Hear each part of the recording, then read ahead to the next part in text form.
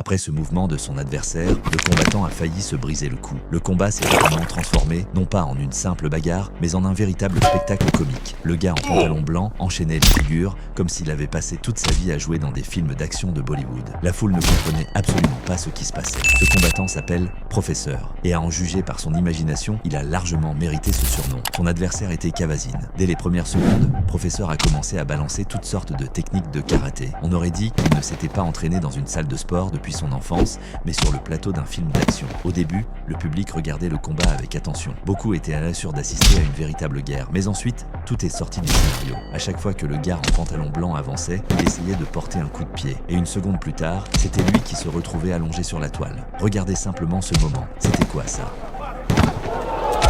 Il lance une attaque et tombe. Il en lance une autre et il est encore au tapis. On aurait dit que la toile était son endroit préféré pour se reposer. Kavasin commençait à être visiblement frustré. Il encaissait des coups, s'énervait, criait et n'arrivait pas à comprendre ce que son adversaire essayait de faire. Vu de l'extérieur, on aurait dit un gamin qui frappe un adulte et court immédiatement se plaindre à sa mère. Sauf que dans ce combat, le rôle de la mère était tenu par la toile. Porter un coup et se coucher immédiatement pour faire une pause. En même temps, certains coups de Professeur étaient réellement dangereux. Surtout ces coups de pied haut qui ont atteint le visage de son adversaire à plusieurs reprises. Ce coup avait une puissance réelle, mais Kavasin refusait d'abandonner. Malgré ses émotions, il a progressivement trouvé sa distance. Debout, il semblait beaucoup plus confiant et possédait clairement de meilleures bases en boxe.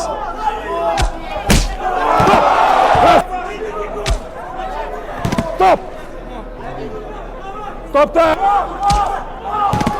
Pendant ce temps, Professeur continuait de surprendre la foule avec de nouvelles astuces, bien que, à ce stade, il n'y avait pas que le public qui était surpris. L'arbitre l'était aussi. À cause de ces violations constantes des règles, l'arbitre a commencé à lui retirer des points. Mais le visage de Professeur semblait dire une seule chose. Et alors, il a lancé un autre coup de pied et est retombé sur la toile. C'était devenu sa marque de fabrique. À un moment donné, Kavasin n'a plus pu supporter cela et a littéralement crié « Tu vas te battre correctement ou pas ?» La foule a également explosé et l'arbitre a arrêté le combat une fois de plus pour expliquer calmement les règles. Mais on aurait dit que Professeur n'avait aucune idée de ce que l'arbitre attendait de lui, ou qu'il faisait délibérément la même chose encore et encore. Pendant ce temps, Kavasin portait de plus en plus de coups au visage de son adversaire. Ses impacts commençaient à faire une vraie différence. Le visage de Professeur était couvert de sang, son énergie diminuait et il lui devenait de plus en plus difficile de se défendre.